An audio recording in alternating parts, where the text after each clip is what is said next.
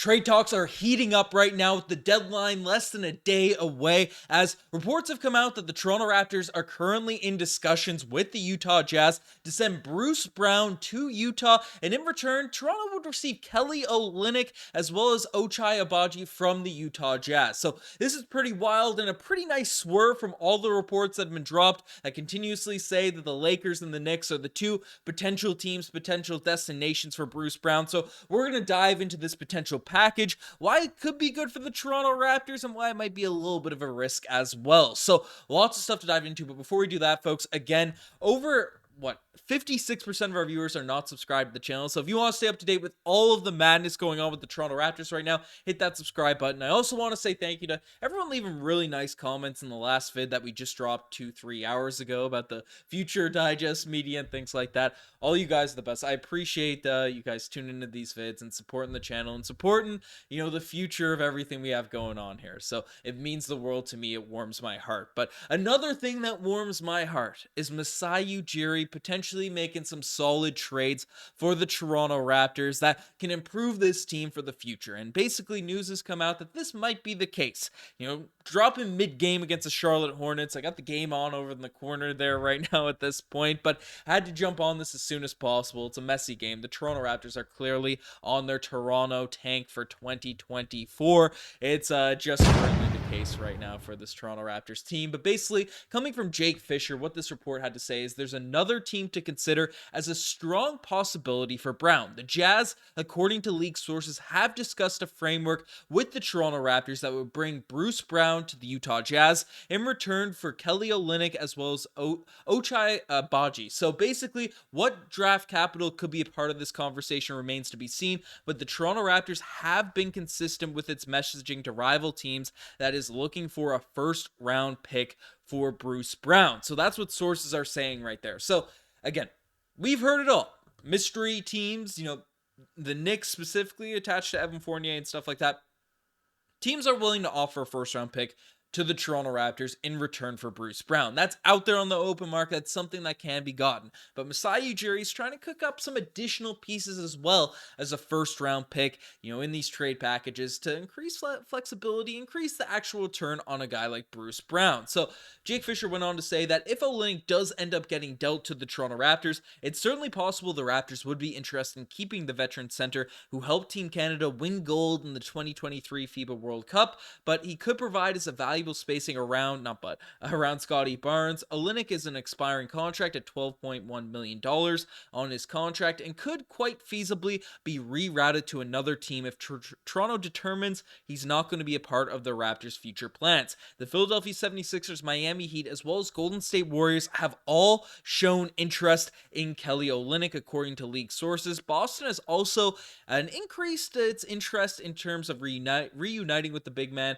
drafted out of Gonzaga, but the Celtics trading for Xavier Tillman will likely rule Boston out for Olynyk. So lots of stuff to sort of sink our teeth into with this. So basically with this package, Ochai as well as Kelly will be coming to the Toronto Raptors. Kelly Olynyk could get rerouted. It's not a guarantee, but would likely, if the Toronto Raptors don't view him as a piece to potentially re-sign in the future, could be another sort of deal the Raptors could make along those lines. So, and there's also draft capital getting involved. I'd be shocked because, again, Ochai is a guy with some potential, definitely not a guy that is insane prospect, insane infinite potential, but definitely a guy I'd like to have thrown into one of these deals, but is not probably the level of a regular first-round pick here now at this point. I mean, we can look at the stats here. Basically, averaging right now 5 points per game, 3 rebounds, close to 1 assist, only 33% from the three-point line, but one thing about it is he is looking confident in terms of firing up those jump shots.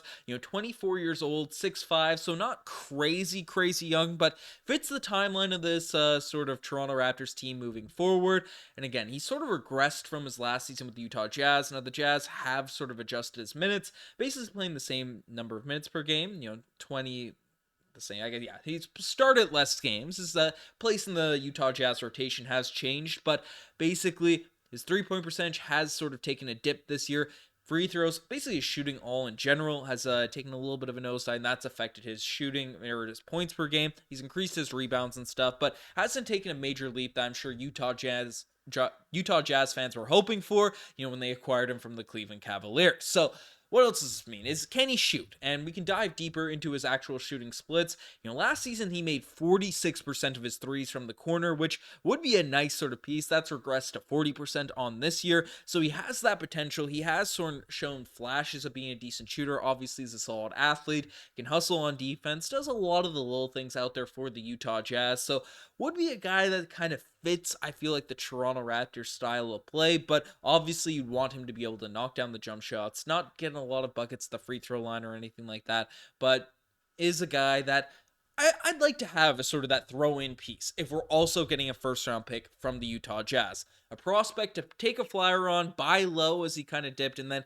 maybe in his third season with a new sort of look team and stuff, could be a nice little steal for the Toronto Raptors in this potential acquisition. So that's an interesting piece. And then obviously the guy Toronto Raptors fans probably, most of us being from Canada, are more familiar with, and that's Kelly Olynyk, who himself is 33 years old, which is almost crazy to say.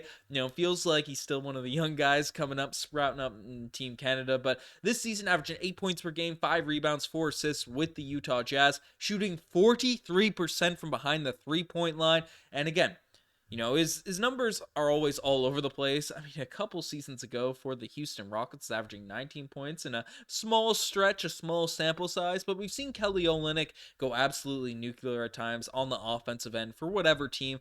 It's crazy. He's been in the league for a long time. It's kind of shocking to see he's been in the league for over a decade now, but he's a really good shooter. For a big man, spaces the floor really well. Doesn't shoot it from the corners too much, but again, can be efficient. His numbers are kind of all over the place over the course of his career, shooting 35% from the corners here now at this point, but 43%. He takes a lot of those above the break threes. If you haven't heard Kelly Olynyk's story, he grew up a guard and then had that growth spurt, so that's why he kind of has a nice handle for a guy that's 6'11", can handle the rock and stuff, shoots a lot of above the break threes, is a really good passer for his size, and a guy that's still an awesome basketball player. Now, the Raptors going in that rebuilding direction, a guy that's 33 years old, even if he's a part of Team Canada and stuff, is there a long-term fit?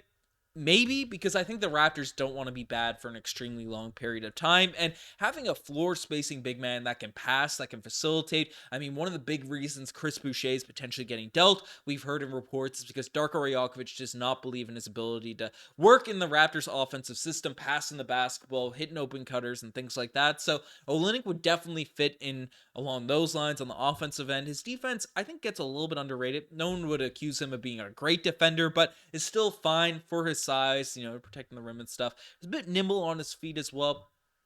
I wouldn't mind if we kept Kelly Olynyk as sort of a vet to sort of move forward with in the future. He's an expiring, so you can bring him back. You can let him walk in free agency. But I like Kelly Olynyk. I've always liked his game. I've always been surprised. He feels like a guy that should be on the Toronto Raptors. But it's a pretty interesting deal. Nice little development here as the night of the trade deadline has sort of gone on. Might go live later to sort of preview everything that's going to go down for the trade deadline tomorrow. So keep your eyes peeled for that. We'll definitely be going live during the trade deadline tomorrow. So definitely keep your eyes peeled for that. Again, thanks to everyone that's making some nice comments on the Raptors Digest videos. You guys are all the best there now at this point. And subscribe to Raptors Digest so we can keep you up to date with all of the latest Toronto Raptors news. Anyways, you guys are the best. Stay tuned for all the latest coverage. I'm signing out.